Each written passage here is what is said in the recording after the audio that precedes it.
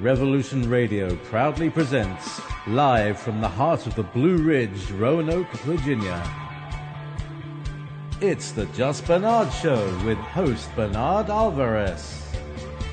Join Bernard as he shares topics that reveal the real matrix and empower your human experience, including world liberty, the esoteric, suppressed technologies, spiritual ascension, and human consciousness.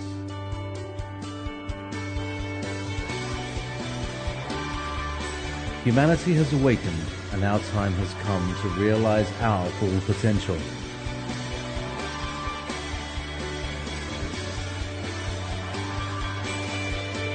And now, live from the Star City, your host, Bernard Alvarez. Hello, and welcome everybody to the Just Bernard Show here on Revolution Radio. It is a beautiful day here in the Star City, I must say. The weather is perfect. It's 78 degrees. It's a beautiful, clear day. I'm looking up at the Blue Ridge Mountains, and it is just nice to be here. Anyway, joining us from another region of North America as Trevor Knott is joining us from Winnipeg, Manitoba. Hello, Trevor. How are you? Hello. Well, I'm glad you're here today. And as a matter of fact, I just want to acknowledge we have two Canadian guests on today. Well, or at least two Canadians on the line with us. So I'm very glad that we have a brother up there for you today, Trevor. Yes. How are you this week? Everything going well? Yes, everything is going very well. Great. And for those of you that are on the chat, Trevor is manning the chat room for me. So if you have any questions for myself or the guest, our guest today, Trevor will be more than happy to make sure that we get it. I just wanted to tell everybody a little bit about what's been going on this last week. We're very happy to announce that we just released our first episode of the Just Bernard Show TV on YouTube. It's going to be a sister show of this particular radio show in video form. It's going to be a much shorter format. It's going to be about a 20-minute episode every Saturday, and it will be video. It's not going to be audio. So we hope that you'll check us out at youtube.com/justbernard for the Just Bernard TV show. Every Saturday morning. Usually we'll be having them up. Our Just Bernard Show format is going to be a little bit different than the radio show. As you know, here on the radio show, we do our best to bring in some great luminaries and leaders in the consciousness and activist world, and we have some great discussion. Our Just Bernard TV show is a little bit more formatted. We're doing 3 segments. One of them is Activist News, followed by a metaphysical talk and discussion, and then ending with a really nice meditation every single week. So we hope you'll check it out. Again, that's at youtube.com/justbernard. So without further ado, let me tell you a little bit about our guest that's joining us today. I don't know how many of you listening have had the opportunity to watch any of the collective evolution documentaries. They happen to be one of my favorites on this particular topic matter. Joe Martino is one of the founding members of the Collective Evolution team, and their team is continually growing, expanding. The Collective Evolution website is always putting out amazing and important stories. We are always sharing them as well on our GIC website. And now recently they've launched the Collective Evolution magazine. So Joe is very much like me, has his hands in everything. So without further ado, let me welcome our very good friend and colleague of consciousness, Joe Martino. Hello, Joe. How are you today? I'm doing good. Thanks for the introduction. How about you guys? We're doing great. It's great to hear your voice. I know this is your first time with us since we moved over to Revolution Radio, so we're really happy that you're joining us here today. Tell me, so first of all, I mentioned you're in Canada, just so out of curiosity. Are you in Toronto, correct? Yep, we're in Toronto. Okay, great. Okay, so we have Toronto, Winnipeg, and Roanoke on the line here today. It's mixed. A good mix, good mix, a good triangle actually, if you look at the map. But Yeah. a triangle of consciousness. There you go. Yeah. Tell me a little bit.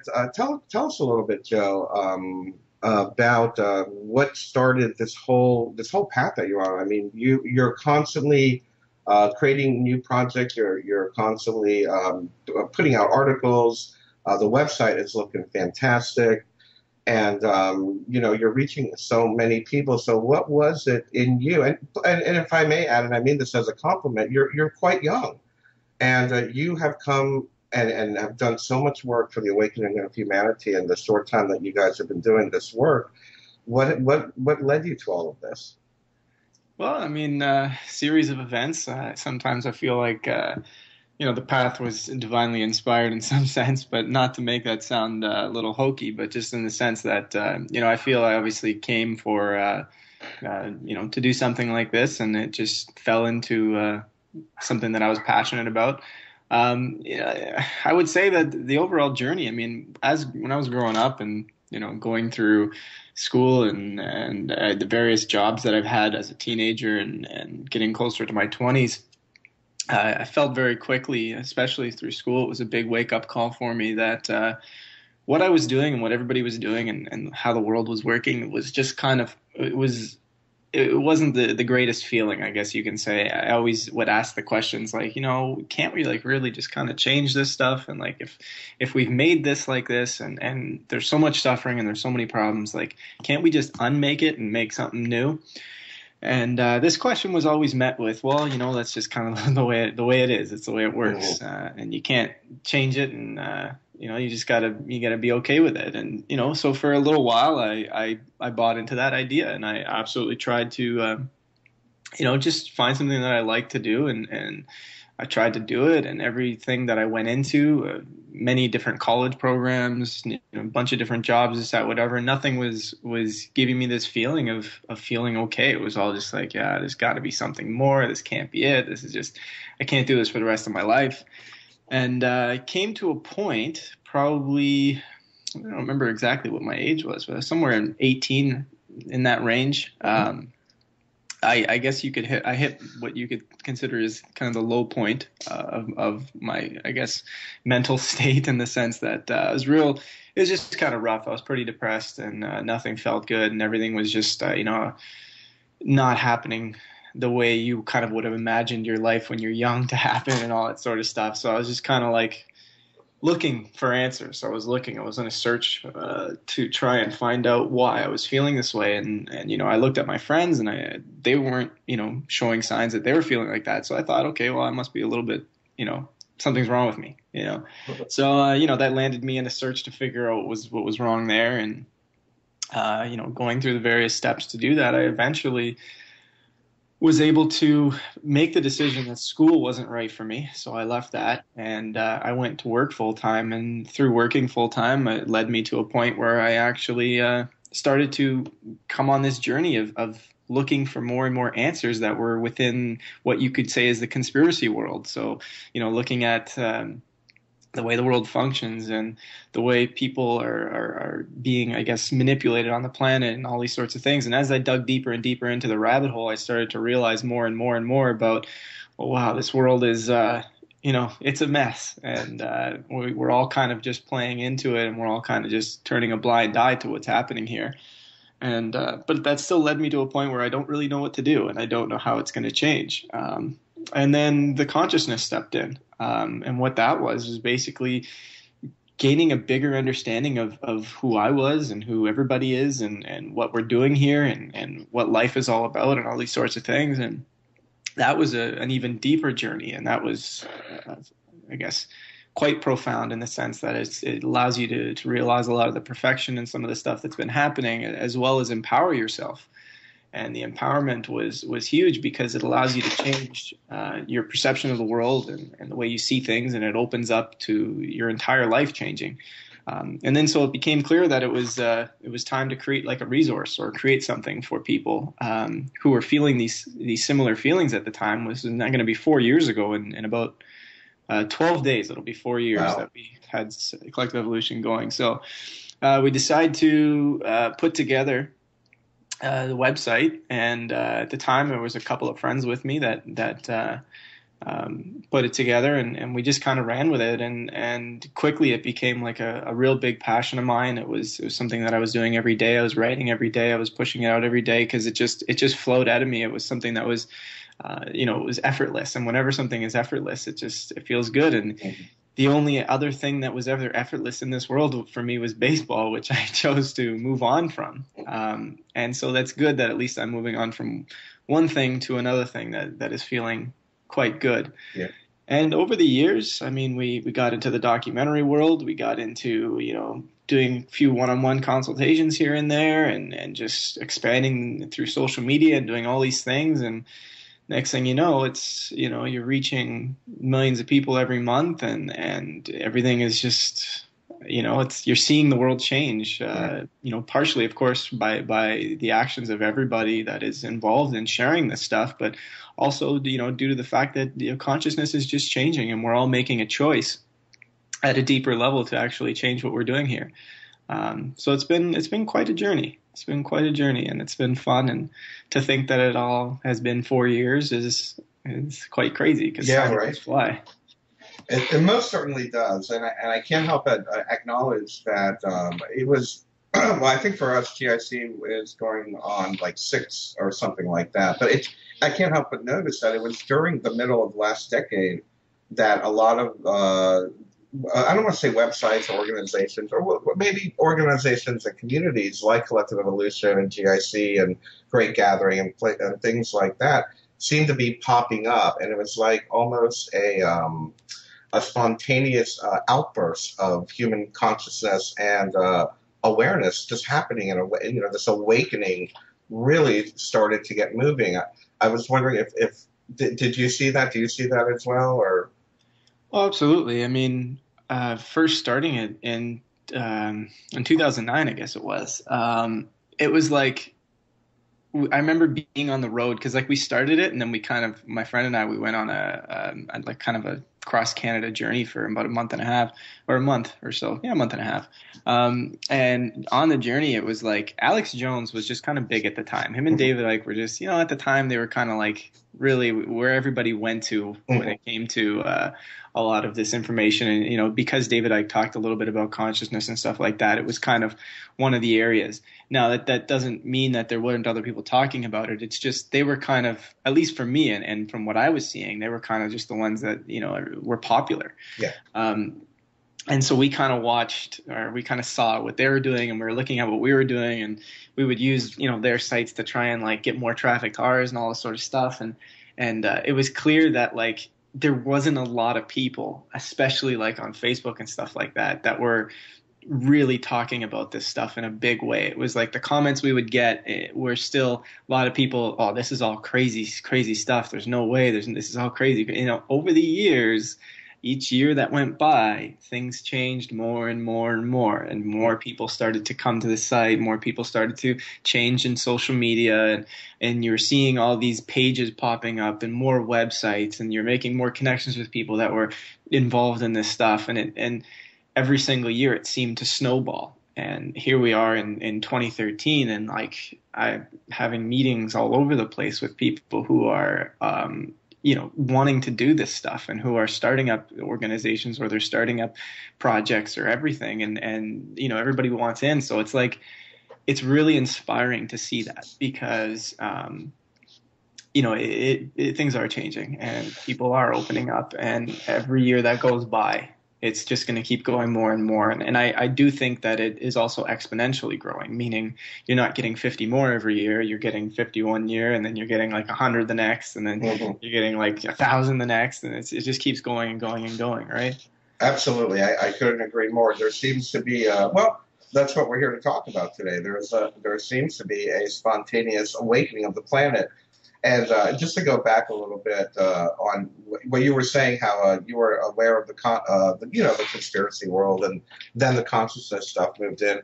It's funny how for me it was the opposite. I was very much involved in the consciousness and the spirituality aspect of it, and it wasn't until I guess it was 2004, 2005, the whole Ron Paul revolution thing.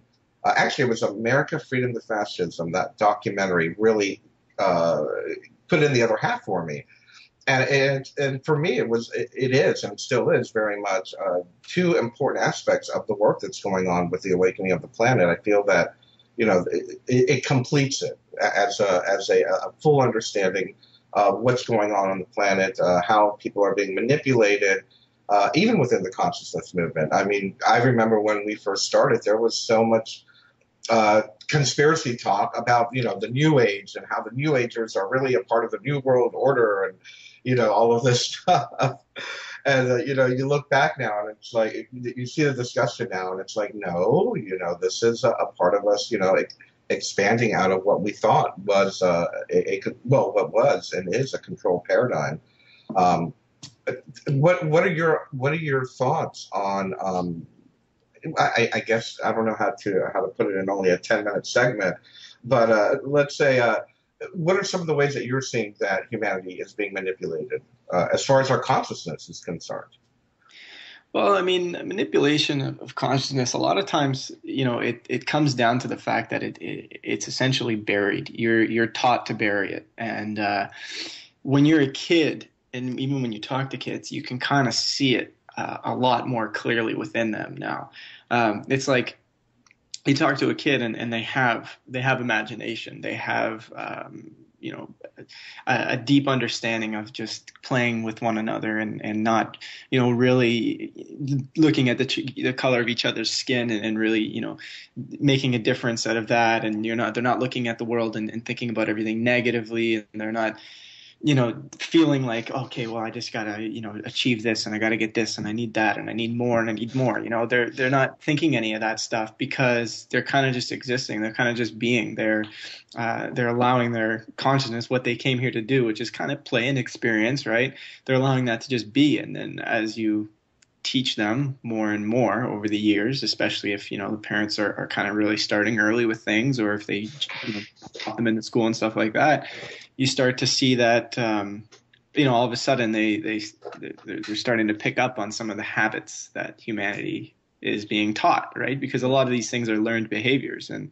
that's actually something we're going to be going into a little bit of detail in the documentary, is just how it's essentially you're programmed to be a certain way, and that's the manipulation, right? It's shut off all of this wonder, shut off all of this knowing, this deep understanding within yourself, and take on how to jump through hoops and how to complete a piece of paper and hand it in on time, and how to chase the quote unquote dream of having a good job, money, and a family and a house, and then teach your kids to do that, right? And that's essentially what a lot of the thing is, because at the same time, I mean, you look at the elite and what they want to do, and people have different ideas as to why they're doing it. Some of them think it's just for money. Some think it's just for power. Some think it's just because they want to kill us and harm us and whatever. And sure, there is a deep agenda of they want to have power over everybody on the planet. But at the same time, it's like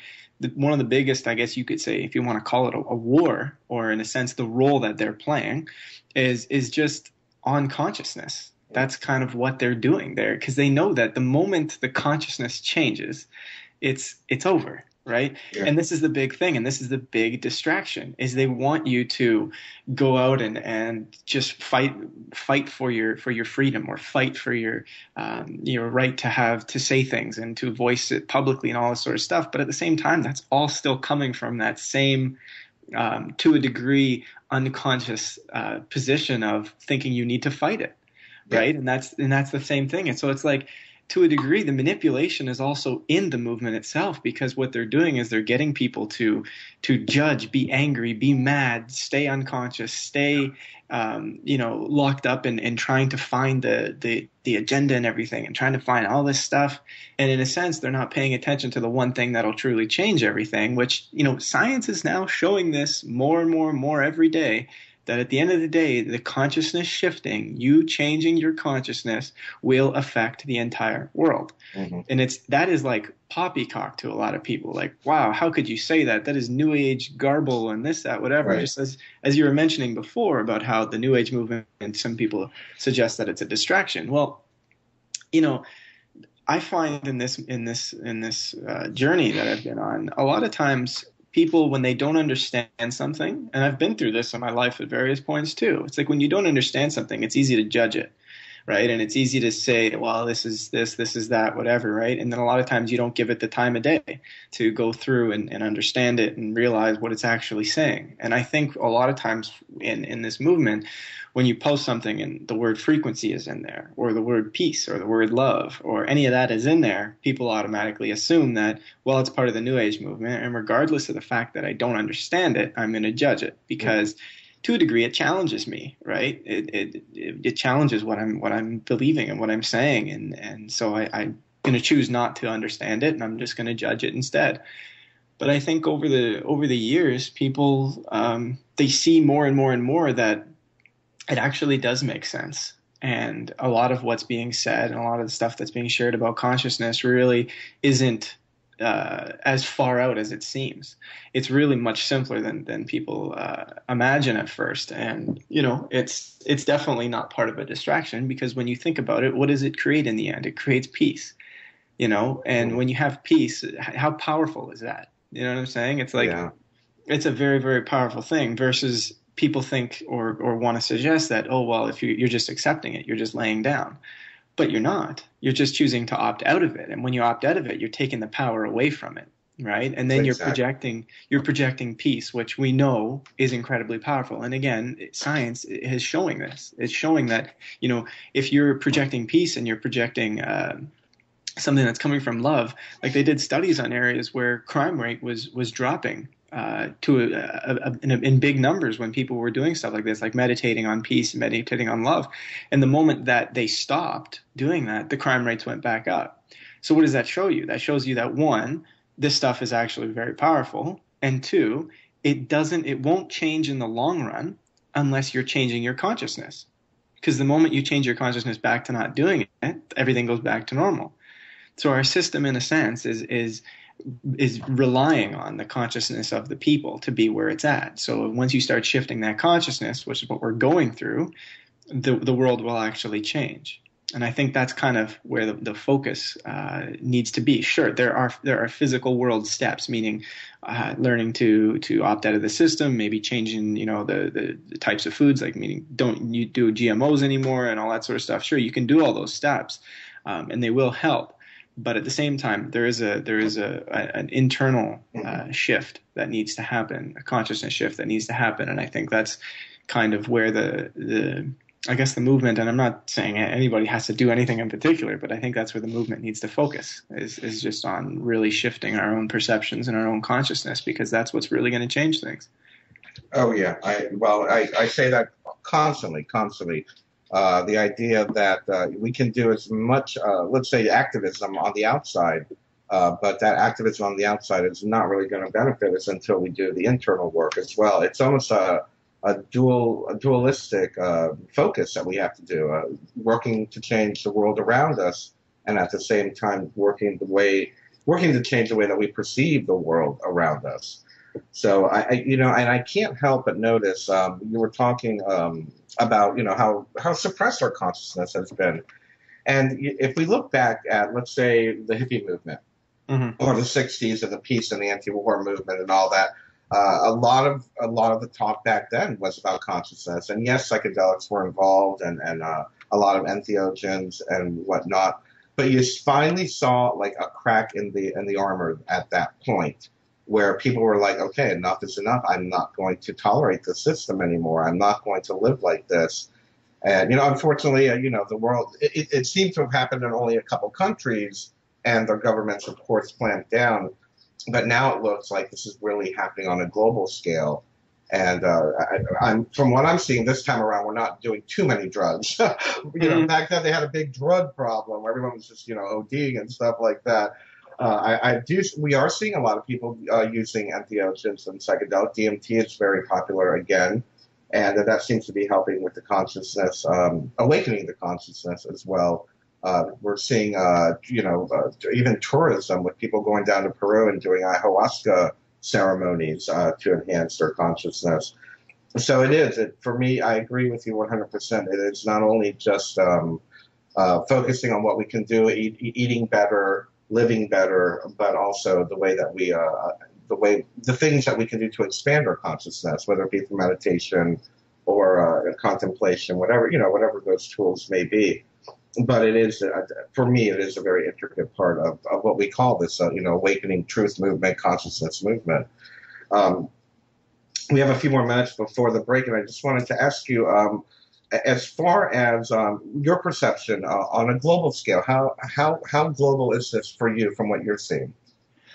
Well, it's funny. I was just actually doing research on this yesterday Great. for CE3, and there's no doubt that this is a very, very global thing. I'll be honest. The only areas that I haven't really found much on are kind of certain areas in like China. I haven't like I've seen like a violent stuff and this, that, whatever of protests happening and people are doing things. But I've I guess not found as much that is relating to consciousness there. And I'm not saying that it's not happening there. I'm just saying I haven't found it yet. And then other certain areas in Africa. But other than that, I mean, it's kind of touching pretty much everywhere. And it's crazy because it just expands and expands and expands. And, in different areas, you're seeing different things happening and people are,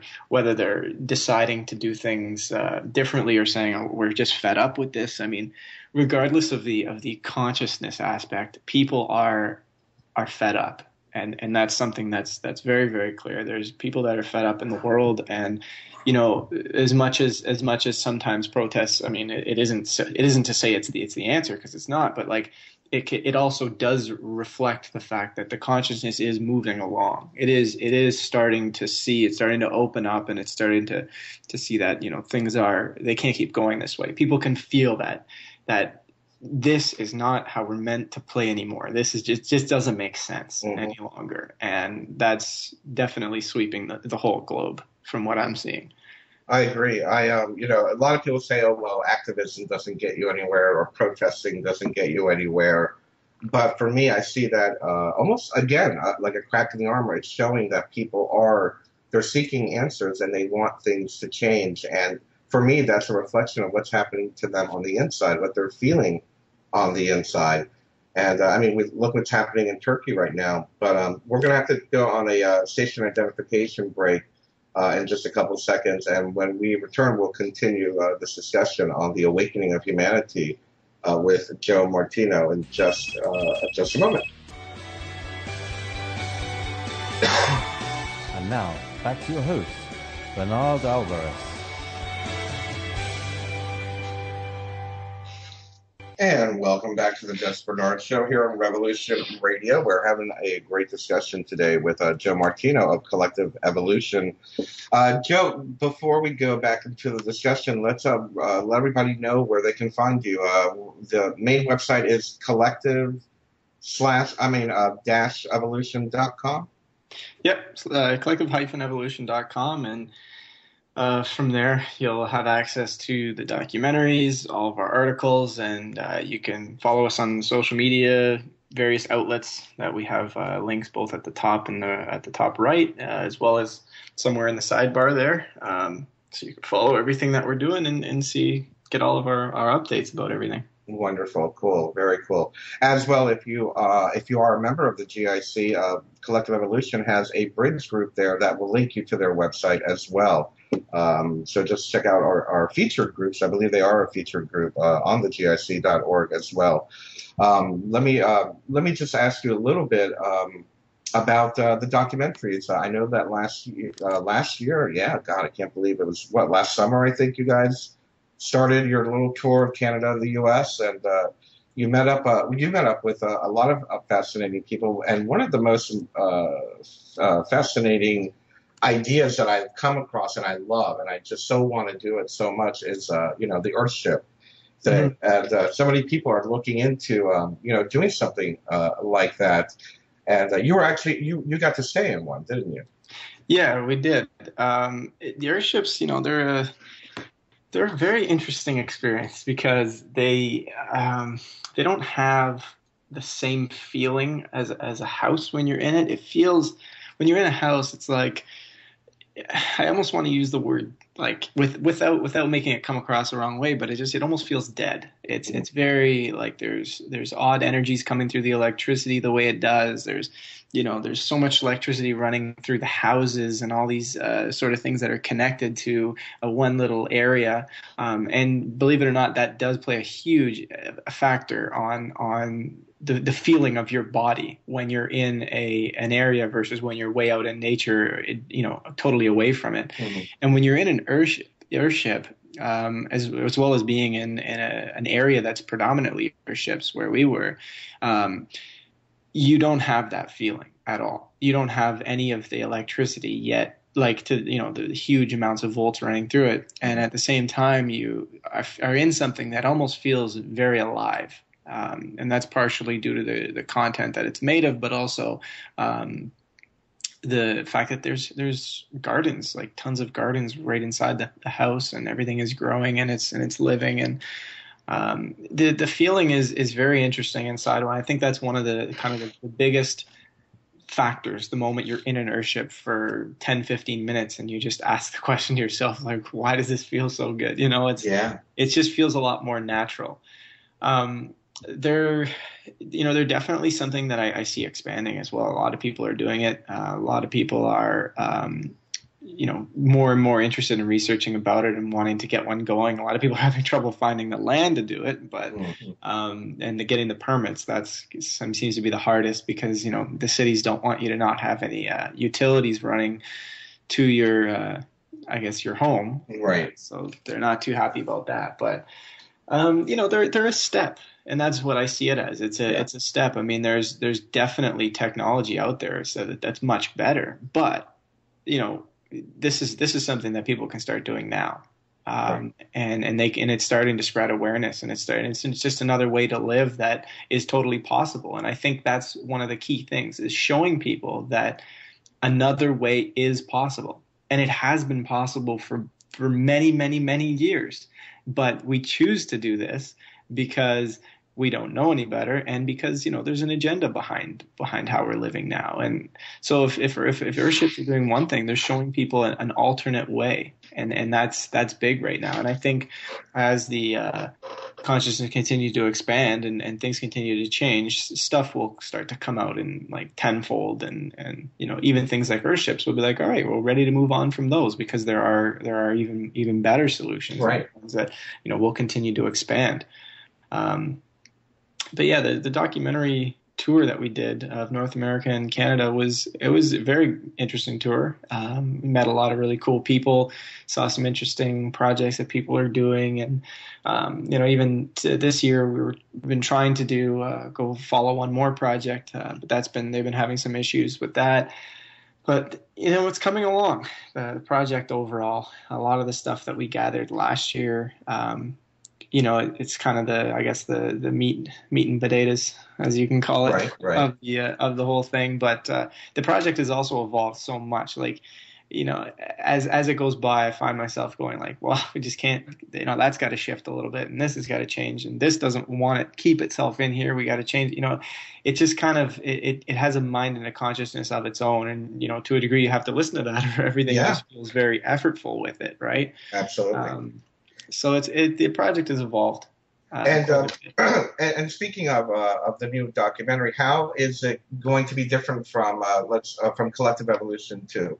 Like for me, Collective Evolution 2 was acknowledging the awakening of humanity, giving us clarity, giving us a little bit better perspective look at the world around us and our consciousness. What is going to be different about this particular project? What's it telling you? Well, this particular one is going to focus on kind of the awakening. This is kind of what we were just talking about, the awakening of the entire globe. Right. So the fact that this is really, honestly and truly happening everywhere, and it's touching so many different people, and it then asks the question, why? Why is this happening now? And what role does each of us have in it, and where is this headed, right? And that's kind of the journey of the whole thing, is like where it's clear. If you take the time to actually look, it is clear that something major, like absolutely major, is happening on the planet right now. And this is why I think it's important to look at it this way, is because you can say that to the average person, and they will be like, I don't see anything. I don't understand. What do you mean? There's nothing changing. Everything's the same. And a lot of that is just because of course, if they're just watching the news, they're not going to see any of this stuff. They're not going to understand how much is really happening. They're going to get a watered down version, one that has a spin on it, something that is kind of just manipulating them to think that it's just crazy people in another country doing something, or delinquents that are standing outside banks and government buildings, all this sort of stuff, right?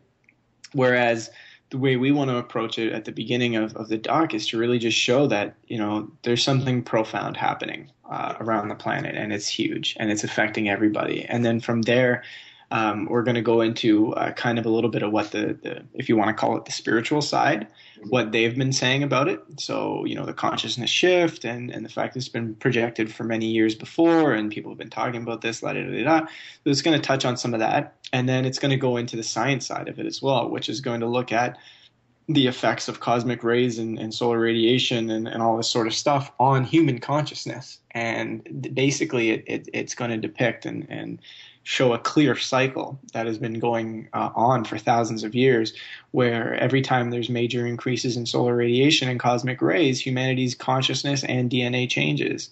And again, this isn't something that's like, pseudoscience or anything. This is real stuff. Right. Like, this is very legitimate. And, what's different about now versus before is the fact that, we're also ending a cycle, and the cycle that we're ending and that we're starting, we actually just started, is one that is entirely different from the last. So not only are you having this major consciousness shift that is induced by, the consciousness of the whole planet, but also induced by these cosmic rays, you are also having an entirely new cycle play out. And so it's going to kind of examine both sides of that whole thing, so that people can truly understand that there's something massive going on here, and it's time to kind of just accept that and take it by the reins and go with it, versus just, sitting back and keep saying nothing's happening, this is pointless, right?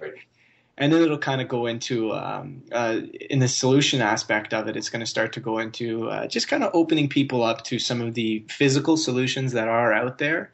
It's not going to, display the answer, because there is no answer. What it is it's going to be a constant fluidity that humanity is going to go through, just changing and changing and changing, and keep bringing out more and more and new stuff, right? Instead of just saying, all right, we're in one system, what's the next system going to be? There isn't going to be a next system. It's going to be a ever-flowing, ever-changing, constantly fluid system of basic foundations that'll keep growing and growing and growing and getting better and better, right? Because the moment you choose to create a system and stick with it and not, move from it, you're going to have the problem of creating kind of the same issues again, yeah. Right? And then, of course, too, it's going to focus on conscious solutions. So how it's going to give people tools. How can we actually change our consciousness? And it's going to go through all of that in depth in the end there. So it's kind of like a big mix. It's one big tool to really show people something huge is happening. It's time to embrace it. Here's what you can do about it. That's essentially the three main factors. That's a great outline. Sounds like it's going in the right direction. Very good, Joe. That's awesome. Mm-hmm. Let me ask you, I remember when you came here to Roanoke and we got to talk, we were talking about 2012, and it was before before the solstice. And I'd like to ask you, what is your feeling about pre-December 21st versus past, December 21st, 2012? Well, I mean, it's like, it's easy to want to feel like, oh yeah, something major should have happened, or like there should be something like major event that happened. But at the same time, it's like, humanity does live with time. There is time that we have, and I'm not saying time is real. It's completely and utterly a man-made concept, but humanity does perceive it and to calculate it, right? And so, in a sense, it's like you look at it and 2012 happened, we're now in June of 2013, and stuff is still changing, and more people the exponential growth of people is still happening. What feels slightly different about now versus before, I find, is there's more. You want to use the word hope. There's more hope in people. It's like people can see a little more than they could before.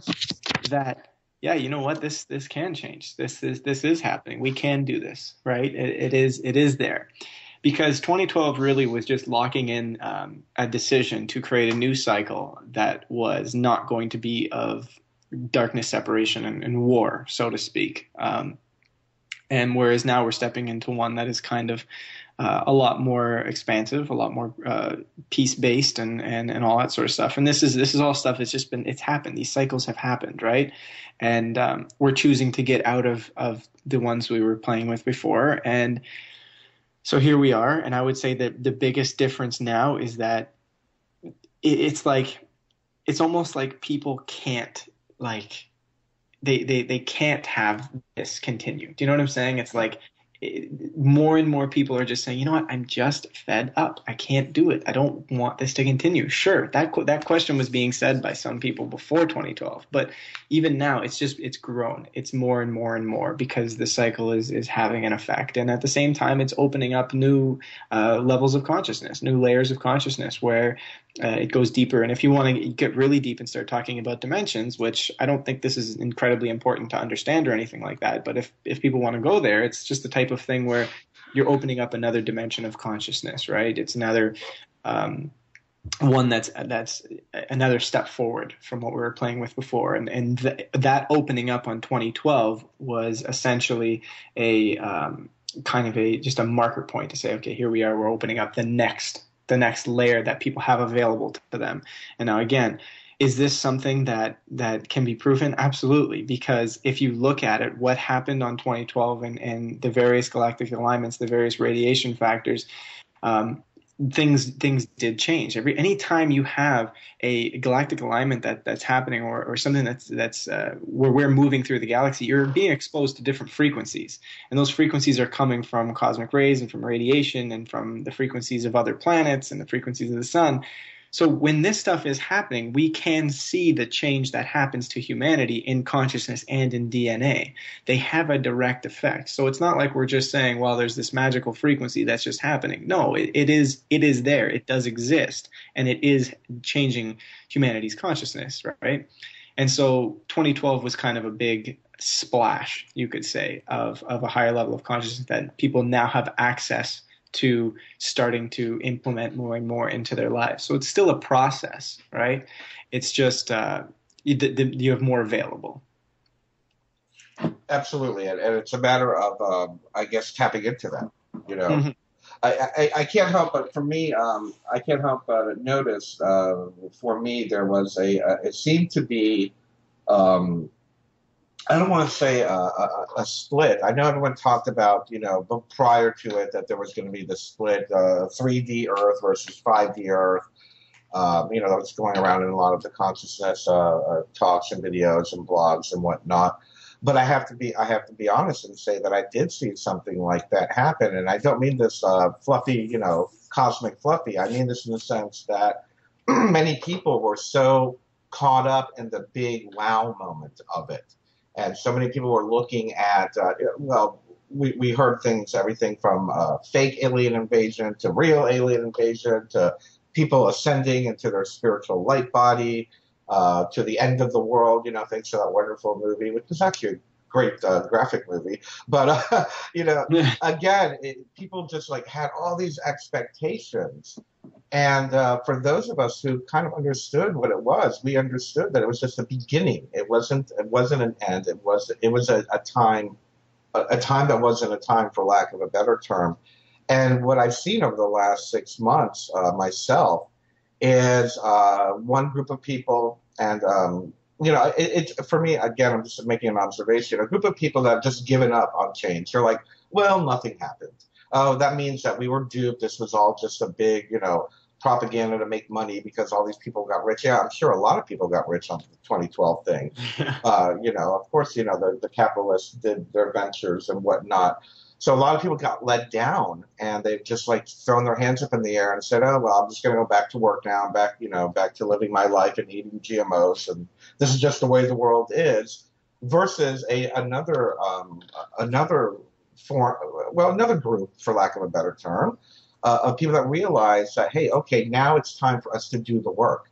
Now it's time for us to really I don't want to say get our hands dirty, but get some elbow grease going and start making this shift happen. That I like to use the term, we're the midwives of the new paradigm, and we have to help generate and create this new paradigm now that we have this new awareness that's happening around us. And I'm wondering, did you get a lot of that? Because I got a lot of that. People are like, "See, I knew nothing was going to happen," Yeah. Well, and that's the thing is part of the media's, I guess, goal to a degree was to make it seem like it was really crazy, like to seem like it was something that was let's blow this whole thing out of proportion, right? Let's not even talk about the people who are mentioning that it's not really going to be this huge destructive event, but instead it's just going to be one that is going to help shift humanity's consciousness. That's never brought up in the media. It's all just about, is it the end of the world? Are we going to have major destruction? All these things, right? And so it turns it into one of those like internet conspiracy theory type things, so that once it does pass, people have even less trust in the internet and have less trust in what people are saying that is, conspiracy related, so to speak, right? And so it's kind of, that was their play on it. And yeah, it does, have somewhat of an effect on people and them losing faith or whatever in changes that are going to happen. But at the same time, you're right. There was, kind of like a split of people where some people were saying, yeah, you know what, a lot did change, or I am feeling a bit of a difference here. And some people were saying, wow, nothing at all. Like, this is like, that was completely pointless. And at the same time, it was like, it's to those people, it's just in time they will feel it. In time they will, because the frequencies are available there for them. The consciousness is available there for them. But if they're not choosing like a radio to tune in to that frequency and listen to what's going on there, they're not really going to understand or feel it, right? It's like, the radio station is there. You might be able to say, hey, I know that it exists and I see it, but I'm not tuning into it at all. And that's kind of what their choices is at the time. But at the same time, part of what's going to change them to actually tune to that radio station is not only their own conscious choices to make a difference, but at the same time, a bigger aspect of them, which is their higher self, might, push them in that direction. Hey, go play with that knob, tune to that frequency a little bit, start paying attention to what's going on there. And I think that's going to happen more and more with people, because again, it's a process, right? Yeah, absolutely, and I feel that I feel we're seeing that. I mean, it's a fair thing to say that more and more people are tuning into that radio station. I think now, after 6 months later, people are finally over the propaganda, and that programming is finally kind of like losing its grasp, Yeah. off the 2012 propaganda mess that was going on at the time. Gosh, I remember when we first started the GIC, we even had like a counter, 4 years and 2 days and 2 hours until 2012. I got rid of that very quickly, but it was just such a big deal. I mean, but again, we are seeing a lot of things. I like a good example of what we're seeing, and I feel that a lot of it is going to be information based at this point, and your documentary is definitely going to be a part of it. People understanding that there are alternatives and breaking out of the construct that it has to be, like we said earlier, go to school, get a degree, get a job, get a home, and save money for retirement type paradigm. That people are seeing that there are alternatives, not only in the way that we live day to day, but in the way that we're planning our lives and the goals that we have for ourselves. I feel that many people have finally, I don't want to say given up, but like you said earlier, have turned their back on that and are being much more open to the alternatives. A great example is, that movie that just came out with Stephen Greer, the disclosure movie, Sirius. Serious, yeah. the way that he handled it to make it a little bit more mainstream in the way that he spoke in it, and focusing on alternative energy. We're seeing a lot of that now. So again, it kind of opened, I'm feeling now that the doorway is opening to these types of radio shows, these types of radio stations, websites and movies like yourself and GIC and whatnot. So if anything, the good news is that people are questioning their reality, I guess is what I'm trying to say. Absolutely. There seems to be something going on there, and for those of us that have been doing this for a few years, like yourself and myself, I can't help but say that I question my reality even more now too, as well. Absolutely, it's definitely like a learning, process. Like just because you now tuned into the radio station, it doesn't mean that the radio station is playing the same thing on repeat. There's new stuff every day. It's like yes. And you're discovering stuff about yourself and about the world and how to move forward. And that's the thing that I think people need to understand. We all need to understand is that we're beings of constant change. We change all the time, and that's our nature, is to keep growing and to keep changing and to keep, learning more and more and experiencing more and more. Our world is built on stagnancy, right? And that stagnancy is because our consciousness is so buried. Right? It's so shut off. And that's why when we feel very stagnant, you almost feel like you're bored. You're bored of this world. You're bored of waking up, going to work, over and over and over and over again, right? Because that's not your nature. That's your mind on autopilot, right? And when more and more of your nature starts to come through you and you feel that and you start to recognize, hey, that exists, then you start to feel even more and more bored with the reality that's at hand, because you're starting to see the contrast of your nature and what you're doing. And I think that's kind of one of the big things is that we need to start to embrace that idea that we are constantly changing, and that this world isn't just the world that we're going to create isn't just about, okay, we're going to create a new stagnant thing. We're going to create something that's constantly going to change, and that there isn't one particular answer, and that we just got to be open. We got to be open to letting go and moving forward. And then if something new comes along, let go and move forward, and let go and move forward. Right? It's a very foreign thing to us in the mind, because we haven't been living like that for so many years, and our mind is so ingrained and so programmed to do something. And again, that programming, it's like you have neurons that fire well together, and they've been used to firing back and forth, and all of a sudden you tell it to go fire it in a different way. Well, it's going to see it for that moment, but then it's going to go back to firing in that old way again. You have to see. I have to cut you off. We have a commercial break coming up in just a second, and we'll be right back after this break. And now, back to your host, Bernard Alvarez.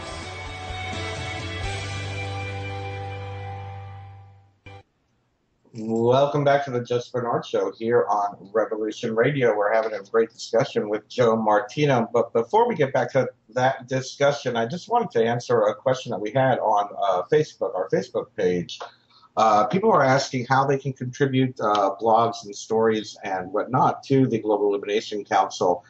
We just wanted everybody to know that by becoming a member of the GIC.org, you are given your own blog, you're given your own video channel, you're given the ability to start groups, you're given the ability to start discussions. I believe it's for as little as $3.90 a month or $5 a month. You can become a member and start your own blog on the Global Illumination Council and be featured throughout our social networks, Twitter, Facebook, and YouTube. So just go to the GIC.org, sign up to become a member, pay the membership fee, and you've got yourself a blog, a web page, a group if you want it, and a video channel. So I hope that answers the question to the gentleman that was asking earlier on our Facebook page. Back to our discussion, Joe, you were talking about the way that we get used to doing things and our brain functions a certain way. And I'm sure you know about neuroplasticity, and that seems to be a very becoming more and more well-known word in our circles, and I really like that. Neuroplasticity is the act of training your brain to create new channels of thought, literally, where the neurotransmitters create new pathways. And it does. It's a matter of, I guess, getting out of our comfort zone. What are your thoughts of neuroplasticity? No, absolutely. It's definitely something that is very real and it's very legitimate, and it's the type of thing where it's like, in a sense, it's like changing getting your reality with your consciousness, right? It's, your brain is not something that is hardwired to be one way and to stay that one way. And so if you're able to go in and basically reprogram it to a degree, and again, you're not reprogramming it to be something bad, but just reprogram it to see something else, then why not, right? And that's kind of the process we're going to is basically changing around how the neurons function with one another and the different various connections that they've made. And kind of like what I was mentioning before, it's like if you have a connection that's been going on back and forth, back and forth, back and forth, it's easy to stay in that habit, even if it doesn't necessarily feel that good deep down. So you have to kind of be exposed and make the conscious choice to change it a few times, like, over and over again, so that the old habit kind of breaks free and you start to create a new habit, something where the mind is not so stuck in an old idea, but it is now open to newer ideas and stuff like that. And I think, definitely that's kind of part of the process that's happening. It's neuroplasticity and that's, again, it's all I guess inspired by consciousness, so to speak. Yes, exactly. I have an interesting question, because there seems to be a discussion on some of our pages and on the website, in the sense of the idea of being a victim.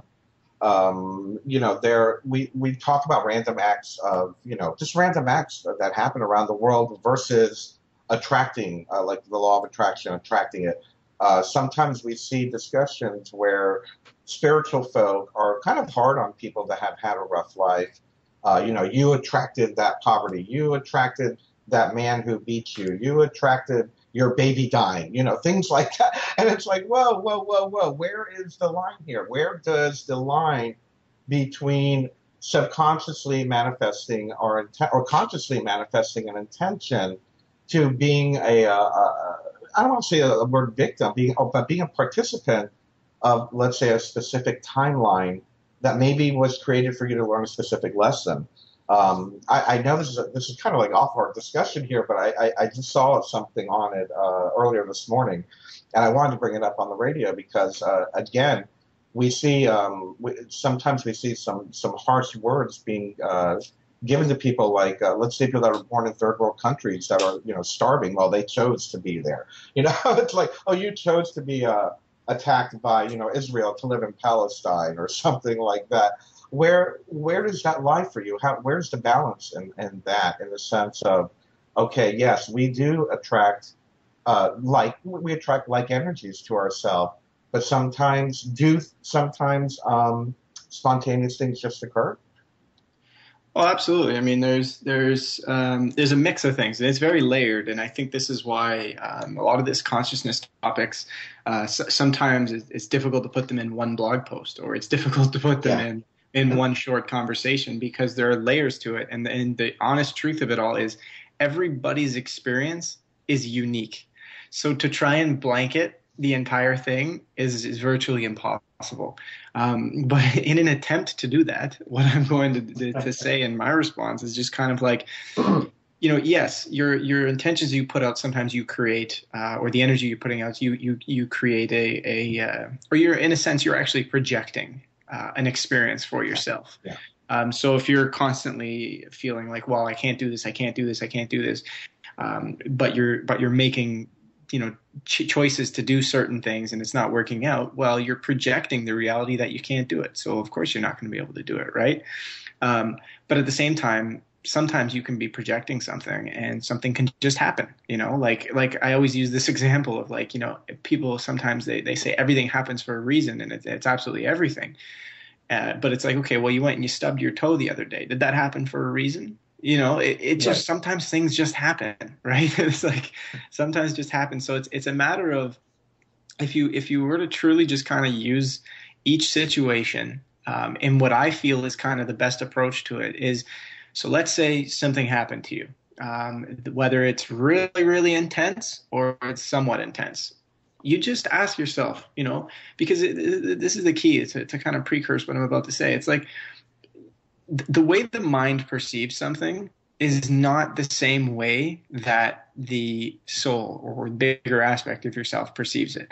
The soul does not go, wow, that experience was shit. It doesn't do that. It's neutral to everything, right? And that's a very difficult thing to see, because it's like you gotta see it in the sense of, like, if you were creating anything just for the sake of creating it because you can, right? And I'm not saying it's like, okay, well, I'm going to create this because I want to see people suffer. It's not like that, because all those ideas of suffering and everything is still coming from the mind, the way it's perceived, right? So you see it from a neutral standpoint. And then so you're in the situation, something happened. You just ask yourself, okay, what can I learn from this? Or why could this have happened? Instead of just jumping straight to the victim idea, instead say, okay, how did this make me feel? What's going on here? Am I feeling sadness? Am I feeling hurt? Am I feeling like I've been totally gypped? Am I feeling like it's bringing up feelings of self-consciousness? Is it bringing up feelings of loneliness, of lack? All these various things, these feelings that often can control our reality and keep us from feeling peace within ourselves, because we're here to learn more about who we truly are, not learn who the mind is and continue to be the mind, right? And so in terms of a line, where do you draw the line? Well, that's impossible to answer, because it's like you need to look at each individual situation. You really do, because I could say something like, oh, well, rape happens to every single person for their experience and la-di-da-di-da. Well, I mean, that's probably not the case in absolutely every single scenario. But in some scenarios, I will say that for the parties involved, there was some form of agreement to say that we are here to experience this. And now it's not to say, again, it's very tricky, very, very tricky to not see this simply from the mind, because the mind does want to say, well, that's absolutely insane. Yeah. But if you were to look at it from a standpoint of simple experience, think of what the soul learns here. Think of what other people are able to observe the situation and say, hey, wow, we're really disconnected here. We're really kind of not seeing each other as one, as equals here. And situations like that allow us to see it. When you see certain people who are impoverished and who don't have food, they're, in a sense, it's like a role of allowing other humanity to see, hey, what's going on here? Why are we letting some people not eat food at all, and yet we eat? Why do we not even feel compassion for them, right? Again, you're learning to feel this doesn't make sense. We got to start to see this in a standpoint of what we're looking to create. Are we looking to create a new experience here, right? So it's kind of like, each scenario is unique, but at the same time, there's something to learn from a lot of these various things, and it's tough to see it entirely from the standpoint of the soul, the neutral aspect of ourselves, and I don't expect that all of a sudden I say this and everybody would. Do you know what I'm saying? It's not an easy thing. But like I've had experiences in my own life that immediately you want to say, wow, I feel like a victim to this shit. This is bullshit. But at the same time, where does that lead me? Nowhere. You're just creating more suffering for yourself, because now you're feeling down and down and down. Whereas I look at it and I say, okay, what happened here? Why am I feeling like this? What's going on here? It's like, okay, you know what? They played that role for me. Thank you. I'm learning from this experience here. And you move on, right? And you basically are able to grow more as a person and remember more about who you truly are as a result. Absolutely. And I want to thank you for that. It was a very clear answer, and a very empowering answer to those that might be going through certain situations. A, that they're either blaming themselves, or B, that they're just not taking responsibility for. So you really worded that very well. So thank you for that. But now let's take it to the next level of societal. On a societal level, I also, and I'm sure you see it too on your social networking pages, where let's say something happens politically, and we'll see a lot of I see personally, I see a lot of comments. Well, society is letting this happen. Society is letting the corporate corporate duopolies run the countries. Society is letting there be election fraud. Society is allowing war and drone attacks and poverty. And so where does that all come into play with us as far as the awakening of humanity? Does it go back to what you're saying in the sense that it is giving us the ability to see the contrast and where we don't want to be anymore? Is that a part of this? And how much of us as an individual have to take responsibility for what's happening? Well, that's the thing is I think any situation that we're collectively creating or that we're seeing on the planet is something that everybody is saying at some level, okay, this is what we're playing with, right? Now, I'm not saying that everybody is consciously saying, yes, let's keep poverty going and let's keep all. No, that's not. Some people are. Yeah. Yes. Right. You're right. But that's the thing that gets tricky is sometimes when you talk about these things, people are offended by the fact that they think that they're actually consciously saying to themselves, yes, I want to keep this poverty going. Do you know what I'm saying? Whereas it's kind of, it doesn't work that way. It's kind of more like, when you're looking at these social issues, yes, some of what's happening is being played. It's like a role. It's like a game that's being played by, if you want to look at, say, for example, poverty and what we just mentioned, which about how some of us are. So you have the elite, for example, right? They're just playing a role for us. All they're doing really is saying, okay, this is what it feels like for you to be completely and utterly disconnected with who you are and have somebody completely and utterly rule your whole life, basically enslave you to a point where you've given up everything, all your power. And the best part is you don't even know it. And that's kind of the role that is being played by a lot of the elite is like, we think that, like, for example, there's the talk about, oh, well, I want to return our country to being a free country. When was your country ever free to begin with? I'm just talking about any country, right? When was the country free to begin with? Because maybe there wasn't as much of a police state. Was that true freedom? Was it true freedom when you were still having to have debt and you were still having to work to survive and, having money rule your ability to be able to eat and to live? Like, is that freedom? Is that what freedom is? And then to take it a step further, is it freedom when you don't even really know who you truly are? And instead you have this mind that is running your experiences and making choices for you. And it's programmed to do that. And you don't really even know what's going on. Is that what freedom is? Right. So it's just varying degrees of what the perception on freedom really is, right? So again, to go back to it, it's like what's happening in society and all these different choices, to a degree, we are letting happen because we aren't making the choices to consciously create something else by enough of us stepping out of it. There are some of us who are. There are some of us who are stepping out of it and who are saying, no, I don't want to play with this anymore. And our consciousness is changing and we're working on doing that. And it's starting to crack more holes.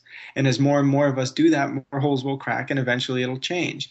But there are some of us who are unconscious of what they're doing. And so in a sense, they're projecting this world to stay like this. So at some level, yes, they are helping to keep this situation like this. Am I saying they're consciously saying, yes, I'm going to keep it like this? No, not in a sense, but in their unconsciousness, which is induced by other beings and this, that, whatever, they're agreeing to play the game, right? Yeah. Because just like any of us are born here, you're not born here by accident. You didn't come through and get born on the planet by accident. It was, your soul chose, I'm going to be here, right? You knew the stakes before coming here. You knew that there was some corruption on the planet. You knew that there was things that were happening. And it's not, you didn't come here blind, at that level. On the higher level, you knew. And so you came in and you were open to experiencing all that this planet was going to be able to offer in that sense, right? Because we're growing, right? So in a sense, there are layers of it where yes, we're agreeing and we're creating this some of these societal patterns, and at the same time, in a sense, we're looking to opt out of it, and there are external factors. But at the end of the day, it's all a role. It's all a dance happening between all the various factors, saying this is what we're creating, and this is how we can work to get out of it, and this is what we can learn from it.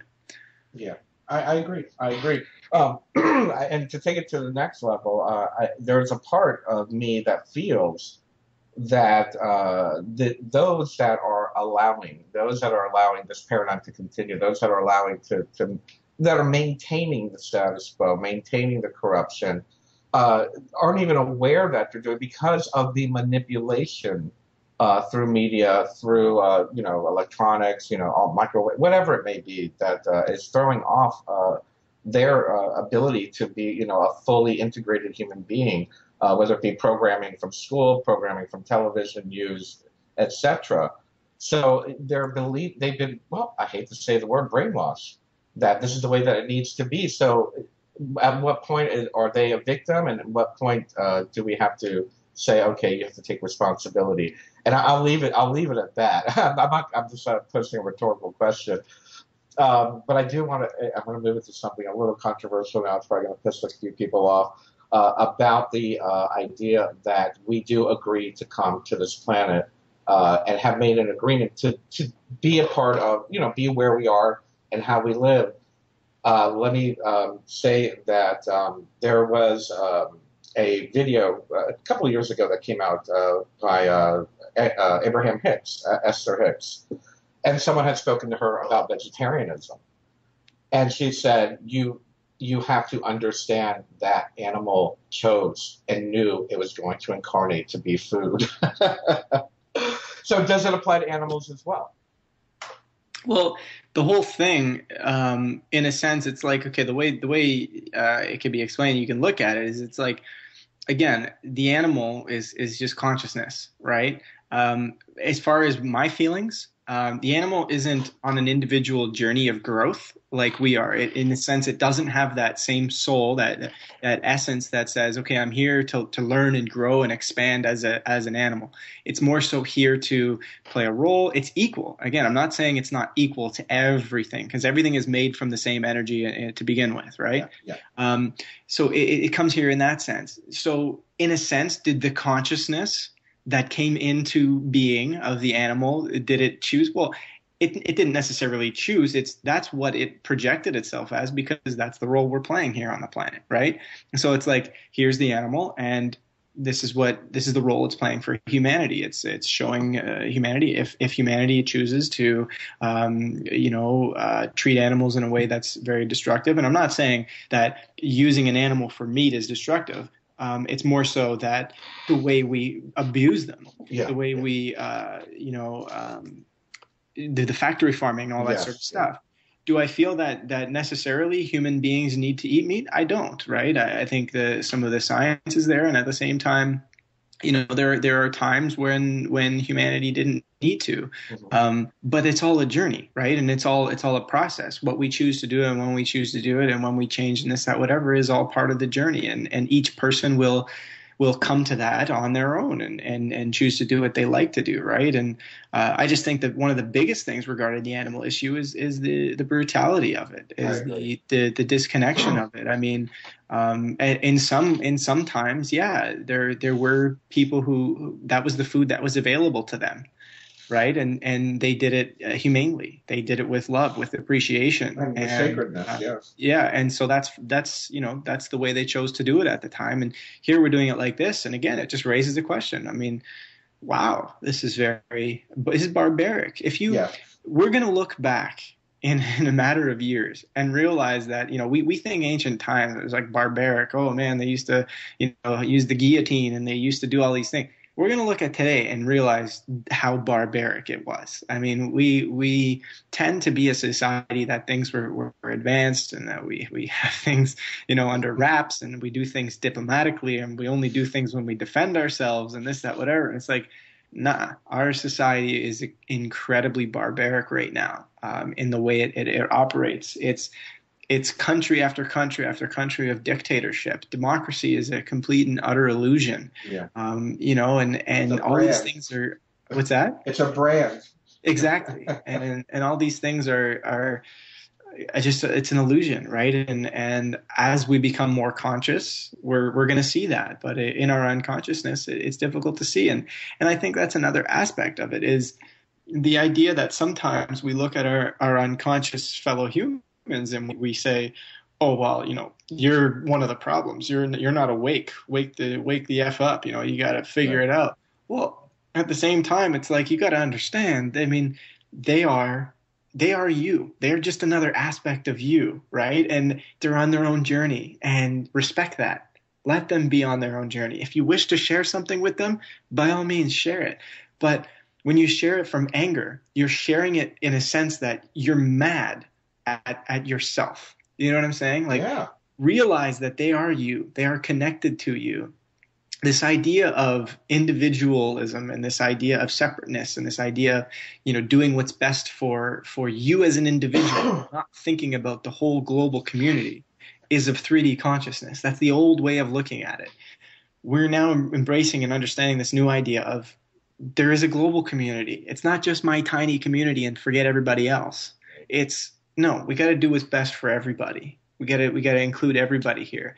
And you have to look at all issues. You can't just look at one specific issue. You have to look at all of them, right? And when you are sharing, or when anybody is sharing stuff with people, it's got to come from that standpoint of, I'm just sharing this, and I'm not angry, and I'm not judging you, and I'm not, thinking you're an idiot whether you believe it or not, right? It's just information. Let your brother, sister, soul, whatever you want to call it, be on their own journey, and respect that. Yeah, I could not agree more. I would have to say that even though I respect that it's their path to do it, but some of these alternative media folks project so much anger and outrage at the very system that they're trying to change, that one of the things that I always say about that is, you're basically doing the same thing they're doing. So how is that changing anything if you're retaliating with anger or with force or with brutality or anything like that? Nothing is changing. It's the same vibration. It's the same characteristic of the very thing that you dislike. Absolutely. And we see a lot of it. I'm sure we're going to see it now. Right now, I think the Bilderberg conference is going on, and I'm sure there's activists outside calling them scum and jerks and, all of these things. And meanwhile, anybody that understands energetics is going to understand these people who thrive on this are just eating up that hate. They love it. They love that hate. They love the anger. They're just like, oh, good, thank you. Oh, geez, I can't help but think of some of the devil movies or whatever, like, Satan was like, yeah, get angry, or like Star Wars, feel the rage, Mm-hmm. It's like you're feeding the dark side by doing the very same thing, is what I'm trying to say. So the whole concept of sharing the information as information without an emotional attachment to it is definitely the way to go. And that's one of the things I respect about collective evolution, because you do have very controversial topics, and there is no outrage, there is no emotional direction being put into it. Whereas we see a lot of alternative media, they're really trying to get a rise out of you, and you can't help but wonder. It's like, okay, well, how is this going to change anything? Yeah, absolutely. And we've kind of, over the years, I mean, there's been, as we grow, there's definitely less and less and less emotional stuff involved, because, at the beginning, there was some anger in seeing this stuff, and it was a journey of realizing that anger wasn't getting anywhere, and that anger was kind of, when you realize it is from the same level of consciousness to a degree, right?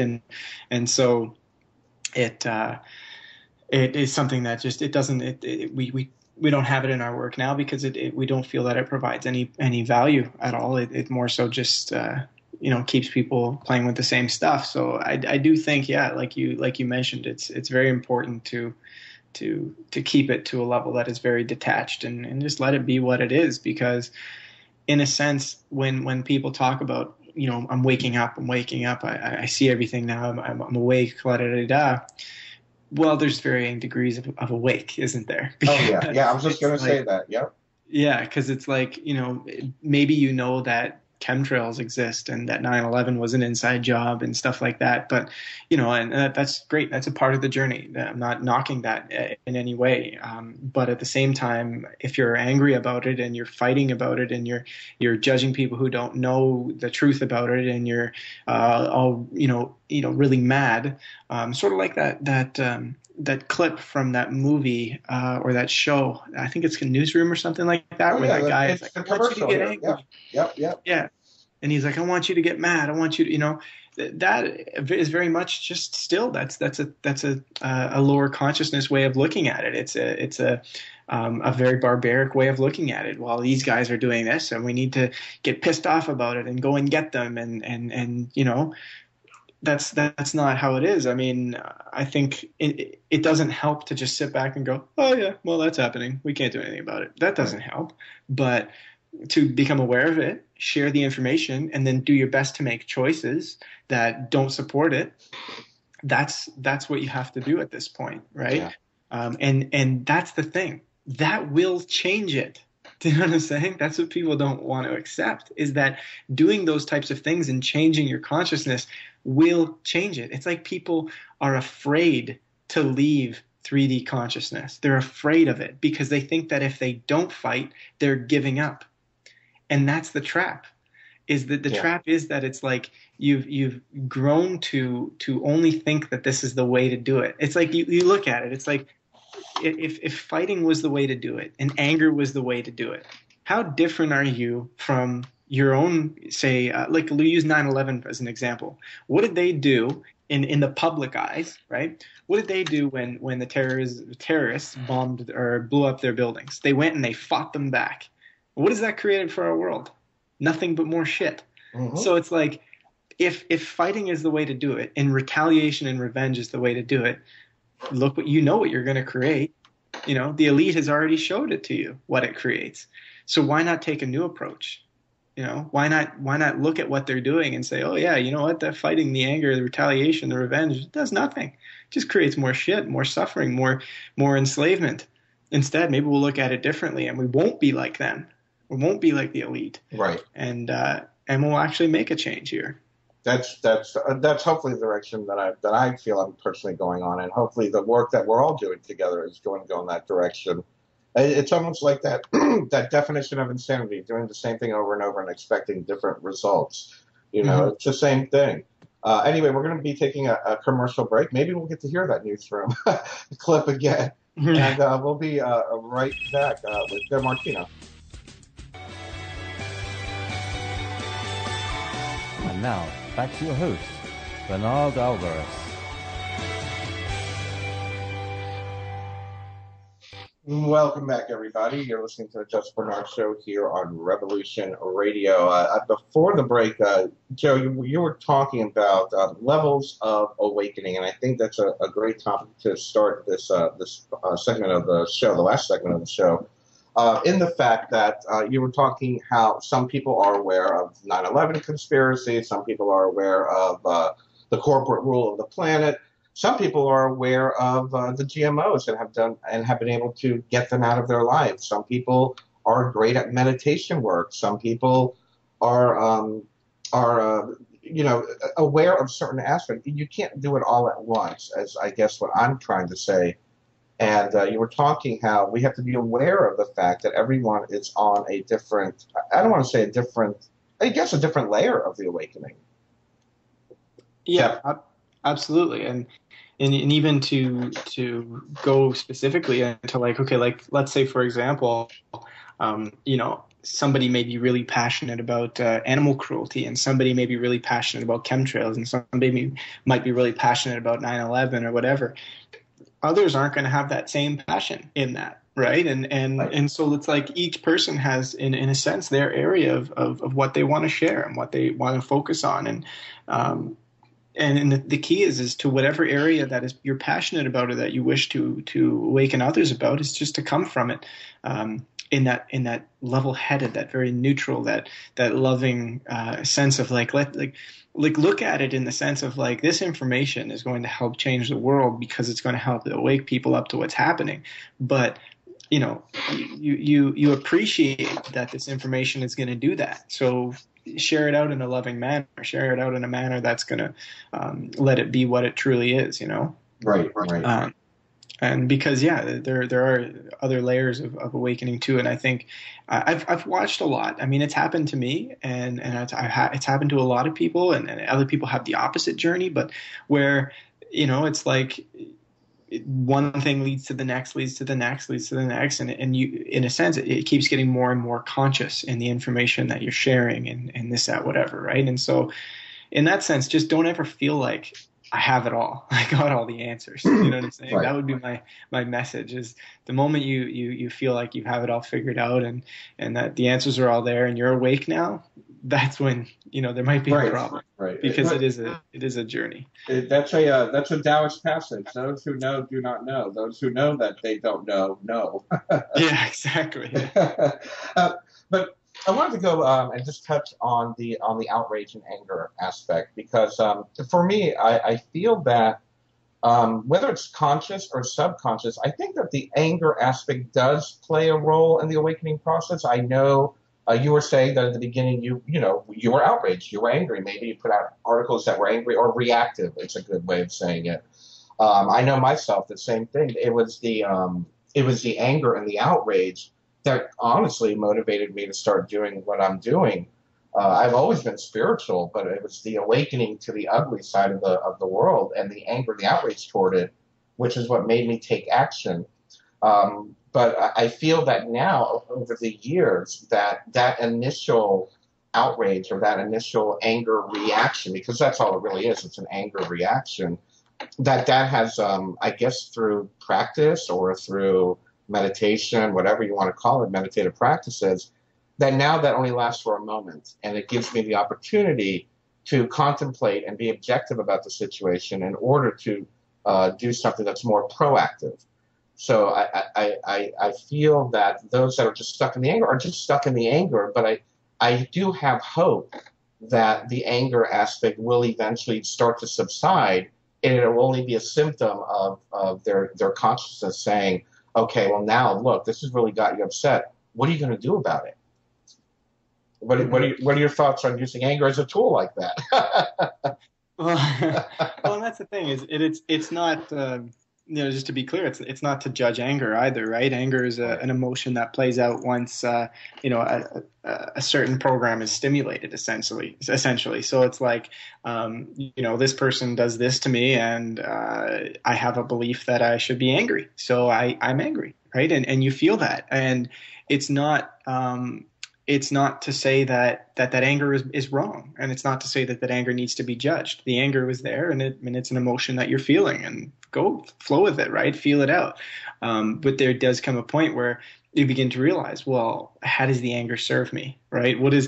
If I remain in this anger, right? Is this helping, right? And I find as you become more conscious of the anger and why it's there, you tend to not even fall into it, because that trigger of this happens, I'm angry, doesn't continue to play out anymore, right? It's more so, all right, that's what's going on, and I'm going to take the approach that I need to take to move forward. It's like, you mentioned that the anger kind of inspired you to get this going. Absolutely, it could have been kind of a step to get some of this stuff moving for you. But at the same time, at the deepest level, the reason why you're doing it is for helping the entire planet, right? It may appear as though the anger was kind of the trigger, but at the deepest level, it was for the sake of the whole planet, right? So, and then as you mentioned, like over the years, it's like, you begin to realize, well, I don't need to get into the anger. Even if it wants to fire itself up to a degree, I can see it and I go, all right, doesn't need to go there fully,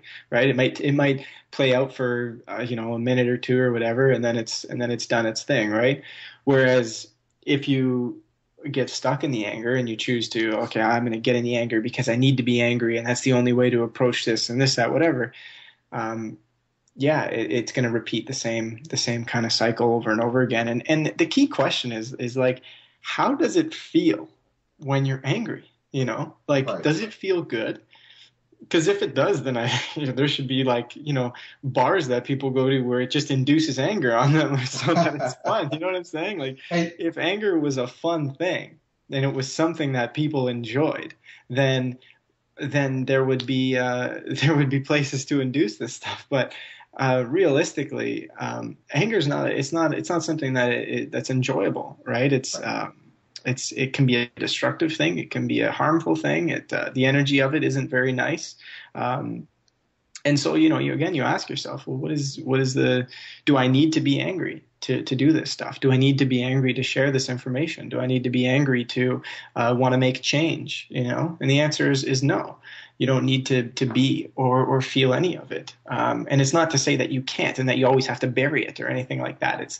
If it's there, you let it come up and you say, okay, why is it there? What's going on here? Why am I angry?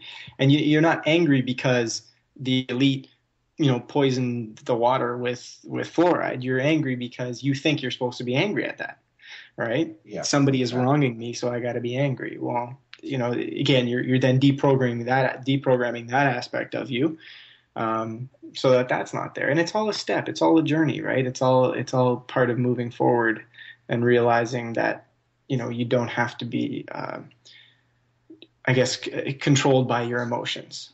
exactly. And I would say that is probably the part of the awakening process, the part of the evolution, that we start understanding that our emotions are literally, I guess, guide points about, kind of like what direction we need to go in. For me, anger, like I said, anger has gone from, me being, fuming at, sounding like Alex Jones, for a couple of minutes. I can't believe that they poisoned, that they're putting fluoride in my water. I'm sick of it. To, that it's more like almost like, for me, the definition of anger and outrage are a little bit different. Outrage is like, how dare they do that?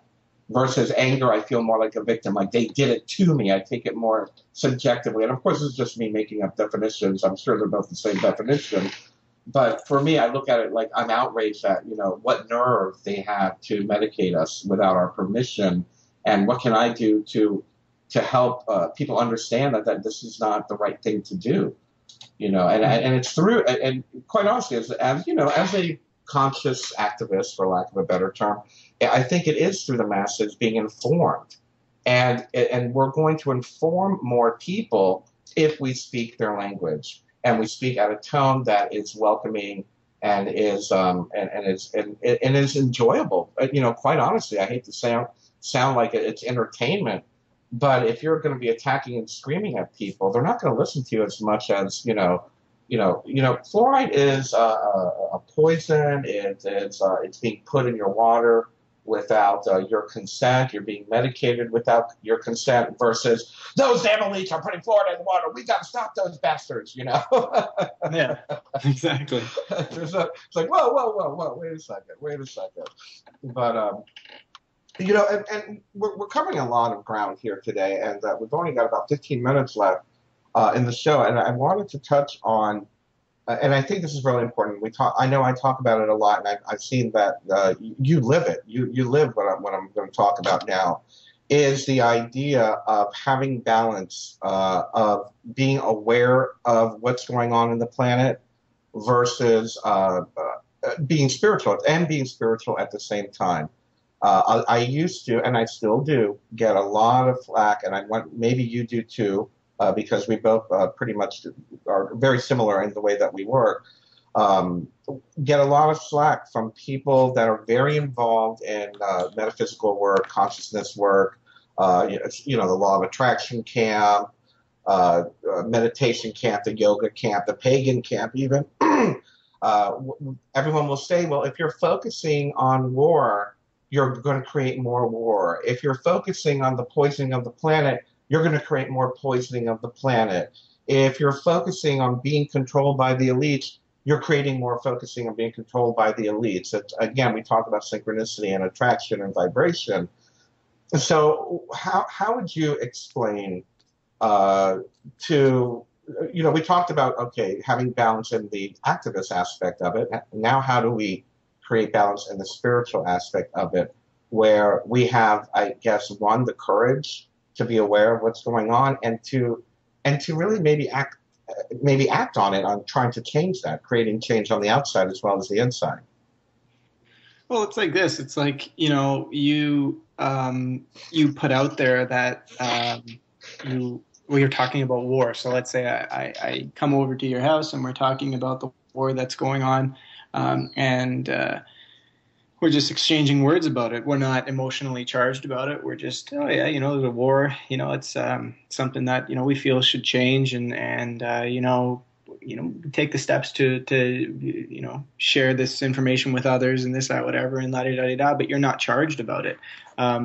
What you're really putting out there when you're saying that is, all right, we understand what's happening on the planet, and we understand that we're done with it and we don't need to do this. And so let's share with others the idea that, hey, let's move beyond this. Let's think about this. What are you sharing there? You're sharing a new consciousness, a new way of looking at things. You're sharing a neutral, loving, peaceful, moment of this is all fine, and let's have it be what it is, and instead we'll make change on it. And that's kind of what you're putting out there. So what are you going to attract back? You're going to attract back other people who are saying, hey, I want to look at it that way too, and teach me or share with me how I can do this. But if you're going out there and saying this war is shit, we got to kill people, and we got to tell them to stop, and we got to all this stuff, and you're getting really angry and charged about it, well, then you're putting something else out there. You're putting the same level of consciousness. You're putting the same thoughts and ideas of anger and wanting to fight and wanting to get revenge. And so what are you attracting? You're attracting more people who are like that, and you're also maintaining a collective energy of that type of consciousness. So in a sense, that's not so much the subject matter, but how and what you're projecting. Simply talking about something does not necessarily put that energy. Like, it's not like you're saying, oh well, war is happening in the thing, so you're promoting that war. That's not how it works, right? Mm-hmm. It's more so, it's like, wow, there's war and all this stuff. Then you're really charged about it. Well, if what you're doing is you're not necessarily projecting more war. You're projecting that consciousness which the war comes from. Right. And so at the end of the day, I think that's something that is taken out of context a lot. It comes from the idea of making the law of attraction, making conscious projection and all that sort of stuff. You're taking it too black and white. To the people who do that, it becomes too black and white. It's something that it's, this is how it is, and so it's going to work like this all the time. And we don't take into consideration the level of consciousness that it's coming from, and this, that, whatever, and la-di-da-di-da-di-da, right? So when you're coming from that anger, you're essentially saying, I haven't grown to understand and to see yet that the anger is not helping. And so you're creating more experiences to allow yourself to see that. So oftentimes it's more experiences of anger and revenge, so that you can see, wow, I really don't like this anger and revenge. Maybe it's time to start taking a different approach, right? So what you do is you then put out the different approach, and what is that saying to the universe? Well, I understand what's going on here, and so this is going to share out to others, right? So it's kind of like a matter of looking at what energy is behind right. a lot of the stuff that's being said.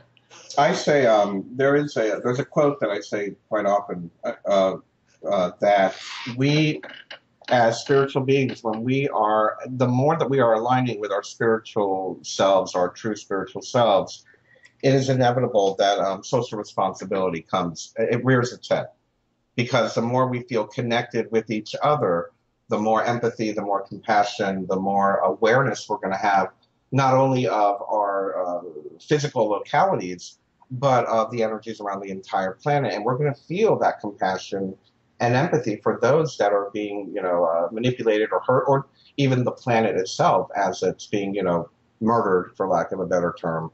But so for me, it's like, okay, I am very spiritually aware. I'm very connected with my higher self, but at the same time, I have I have a sense of duty for my fellow brother and sister, if that makes sense. That we must elevate the consciousness to that of well, wherever the planet's going, quite honestly, but to get out of this muck, you know. I don't know how your awakening process happened, but I had very hardcore paranormal experience, and one of them was having beings showing me the the sadness of the planet, or the pollution of the planet, or the murder of the planet, or the wars on the planet, and that was the first thing they showed me before I was shown my higher self, and I was shown the compassion, the empathy that was within me. But it was like that was the first thing they wanted me to be aware. Look, this is what's going on in the planet, and you need to, you need to make people aware. This is not the way to live, you know. Mm-hmm. So, so again, for me, speaking as an individual, the idea of me being spiritually aware does come with the ramifications of social responsibility. So I can't help but, I don't know if it's the same for everyone, but I guess that I would think that would be the next step, somewhere, somehow. Yeah, absolutely. It's taking the responsibility for the actions and all that sort of stuff. I definitely see that as being important. Just understanding that we do play a role in all of this, and that by making the choices we make and putting the stuff out that we put out and all that sort of stuff, it is all part of it, right? And it does play a role, and we have to choose at some point to recognize our role in everything and make the changes. Yeah. And I think we're doing a good job. I have to say, I feel that we are seeing a lot of changes happening. We're seeing a lot of a good example is, we're having the Turkish situation that's happening right now. Mm-hmm. And, it's funny to watch the mainstream media talk about it like, oh, Turkey's lost its halo, like they were the peaceful, they were the good Middle Eastern, country or whatever. Now they're doing it too. And, of course, there's so much media suppression that we're not really going to get the whole story unless you're on the ground there. And even then, gosh only knows. But, we're seeing things like that happening around the planet where people are, like you said earlier on the show, people have had enough. They want change, and they're speaking up and speaking out for change. We're seeing it in communities like Collective Evolution. We're seeing it in communities like Global Illumination Council. We're seeing it just popping up all over the planet. This need for change. And for me, it's more than a need for change. And I'm sure you get the same thing. People are saying it is coming from within. It's something inside of them saying that, maybe this is why we incarnated on the planet at this time. You spoke about making the agreement to incarnate. Well, why did we incarnate at this time where there's so much turmoil? Why did we incarnate at this point where things are coming to a head? There's the theory of the indigos and the crystals and the rainbows and, prophecies and all of this. And I do feel that this is a very, I don't want to say it's a voluntary awakening. It's happening from the inside. People are just stirring. Something has been stirred within the souls of millions of people around the world, and it's causing people to look at the world in a different way. It's causing people to act a different way. For me, I have to say that I've been talking about turning our back on consumerism for 20 years. And it's so nice to be able to talk about it now. People don't look at me crazy. It's like, yeah, exactly. Everyone's like, well, what do we do? I'm like, I'll tell you what we do. We stop consuming. We stop giving them our money. I've been saying that for 20 years. Stop giving them your money. See how fast things change. Yeah. And it's just so nice that it's like, oh, finally, yeah. I think I had to wait for you guys to incarnate, your generation. Yeah, exactly. And there is something to be said, I guess, I don't know, are they calling your generation Generation Y or the millennial generation, or I don't know what mainstream media is calling it. just being a little bit humorous here, but it's almost as if, the 20, 30 somethings are the ones that are finally getting it and bringing this into fruition, that it's time for a change. And those of us that have been feeling it for most of our lives, we're all here. We're all coming together as a planet. We're finally answering that stirring that's coming up. And I wonder what are your thoughts on it? Is it a spontaneous thing or is it an external thing? Well, I mean, there's the major factor at play is everybody's soul, essentially, right? Which is, at the end of the day, it's a universal choice as well, because what's happening isn't just happening on the planet here, it's happening in our entire galaxy and solar system, right? It's like you have all these alignments, you have all the sun changing its vibration and sending out new frequencies and stuff like that, which again are all measurable.